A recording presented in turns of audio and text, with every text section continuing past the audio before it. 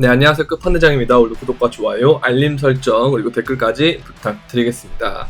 자, 실버게이트의 파산 위기. 무슨 또 FTX 끝나니까 또 이런 게 있죠.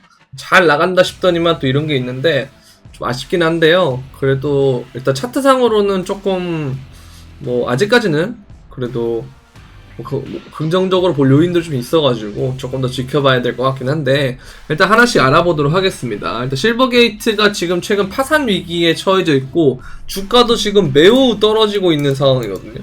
그래서 이게 되게 조심해야 된다, 뱅크런이 될 수 있다, 파산이 될 수 있다, 이런 얘기가 나오고 있는데, 실버게이트 그것 때문에 규제조사에 대한 직면을 했고, 그리고 증시가 폭락을 했는데 보고서를 제출을 했음에도 불구하고 미국 은행 규제 기관의 조사와 의회 조사 및 법무부 조사에 직면하게 됐다는 거죠. 그리고 회계법인과 독립감사위 동안 이 은행에 추가 정보를 요청 중인 것으로 나타났다, 이렇게 됐는데, 이거 보면 어쨌든 실버게이트가 뱅크런을 피하기 위해서 증권을 매도했다, 이렇게 돼 있거든요. 그 손실이 4분기에 10억 달러 상당의 손실이 됐는데 거의 DTG급이네요, 그죠?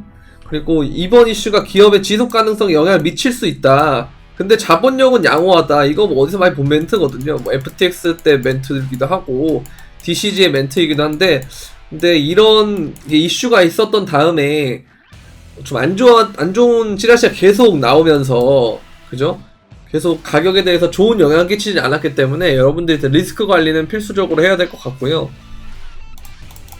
자, 그 다음에 실버게이트에 대한 협업을 대부분의 기업들이 하고 있다가 막 중단을 하고 손절을 하는 발언들이 여기저기 나오고 있거든요.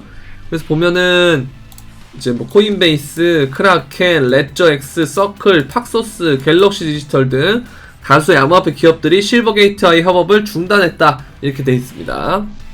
그때 FTX 껴가지고 막 그 힘든 기업들 연쇄적으로 나오니까 그 사례들 때문에 아무래도 이제 요번에는 미리 선을 긋는 것 같아요. 그리고 이더리움의 코어 개발자 회의에서 메인넷 상하이 업그레이드를 4월로 변경하는 걸로 합의를 했다고 합니다. 그래서 일단은 이 상황에서 상하이 업데이트하면 그 이더리움 묶였던 물량들이 풀렸을 때 매도세를 엄청나게 작용할 수 있기 때문에 미룬 선택은 어쨌든 괜찮다고 보여집니다. 근데 또 그레이스케일의 CEO가 FTX발 암호화폐 타격은 거의 다 끝났다, 이렇게 돼 있는데, 이 얘기를 하고 갑자기 10시쯤에 4시간 정도 있다가 바로 빔이 나왔거든요, 하락빔이. 그래서 좀 골치 아프긴 하지만은 어쨌든 FTX 이슈는 거의 끝난 것 같고, 실버게이트라든지 마운트곡스라든지 이런 것들이 조금 남았기는 한데, 얘네들이 일단은 좀 잘 마무리가 되면 그러면 좋은 자리일 것 같아요, 지금은. 그런데 여러분들이 항상 현금화 그리고 현금 비중을 잘 챙긴다는 선에서 해주는 게 좋다는 거죠. 이거 보시면 2015년도 그렇고 2019년도 그렇고 2023년도 그런데 일단 이 부분을 넘어졌단 말이에요. 주요 구간을 넘어졌기 때문에 그 이후에 강력한 상승이 왔었다. 근데 어쨌든 오늘 이 하락이 오기는 했지만 해당 구간을 잘 버티면 괜찮을 것 같기는 하거든요. 그래서 이후에 이제 제가 차트 설명할 때 추가적으로 설명을 드릴 테니까 일단 이렇게 넘어가도록 하고요. 그리고 이제 이더리움이 2016년과 2017년을 보게 되면 이렇게 헤드앤숄더 형태의 패턴이 나오고 쭉 떨어졌다가 더블 바텀이 나와서 올라가는데, 헤드앤숄더 나왔다가 쭉 떨어졌다가 더블 바텀 나왔다가 이제 올라갈 차례 아니냐. 그래서 이번 하락만 좀 잘 버티면 여러분 좀 되지 않을까, 이런 생각이 드는데, 그래도 풀매수 이런 것보다는 지금은 오히려 5대5보다는 약간 6대4, 현금을 6 정도로 갖고 있는 게 좋아 보이긴 합니다. 어쨌든 FTX 때도 추후에 계속 하락하는 그 매도세가 좀 있었기 때문에 그게 안 나올 거라는 보장을 못해요. 그래서 그런 부분들에 대한 대비를 하려면 일단은 현금을 60% 정도는 확보를 해놔야 되지 않겠느냐, 그런 생각이 듭니다. 자, 이 차트를 볼 건데요. 공교롭게도 요번에 반등이 나온 자리가 이제 1월, 2월부터 쭉 이어져 있는 이 저점의 선을 쭉 이으면 현재 구간에 반등이 나왔는데, 이후에 올라갔다가 추가적으로 하락을 할 수도 있겠고, 아니면 여기서 버티면서 이렇게 올라갈 수도 있거든요. 그래서 그 두 가지가 있기 때문에 아까 말씀드린 대로 현금은 60% 정도는 보유하는 것이 좋을 것 같다라는 생각이 듭니다. 주봉상으로도 마찬가지예요. 보면은 주요 선이 이렇게 돼 있고, 그리고 중간 지점에서 이렇게 중간선이 그어지고요. 그 다음에 이렇게 상단이 되면 이게 사실은 이렇게 볼 수도 있고요. 추후에 여기서 버텨만 준다면. 근데 그게 아니면은 이제 뭐 이렇게 볼 수도 있고요.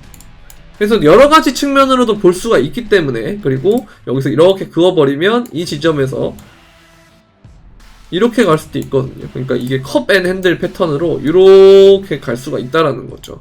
그래서 어쨌든 이 지점에 지켜주는 건 되게 중요한데, 저점을 훼손하지 않는 상태에서 버티기로 한다면 오히려 긍정적이라고 볼 수 있다는 겁니다. 근데 이게 버틸지 아니면 추가적으로 하락해가지고 2만 달러대까지 갈지 그거는 아무도 모르기 때문에 리스크 관리는 필수다라고 보여진다는 거죠.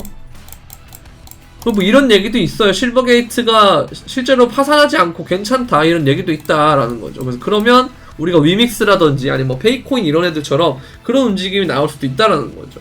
그래서 그런 것들 대비하기 위해서는 현금 100이라든지 아니면은 코인 100% 같은 그런 풀매수 풀매도의 개념이 아니고 어느 정도 반반을 지켜주면서 조금 악재가 어쨌든 FTX 빔처럼 그렇게 진행될 수도 있으니까 거기에 대한 부분에 대한 대비를 통해서 그냥 한 60% 정도는 현금을 만들어 놓는 게 좋지 않을까라는 생각이 들고, 저는 아까 전에 평행으로 봤는데 이분은 이제 이렇게 보거든요. 확장세기로 봐요. 그래서 그러면 이제 이렇게 한 번 더 남았을 수가 있거든요. 그래서 이 자리는 되게 손익비 좋은 자리다 그렇게 보시면 될 것 같아요.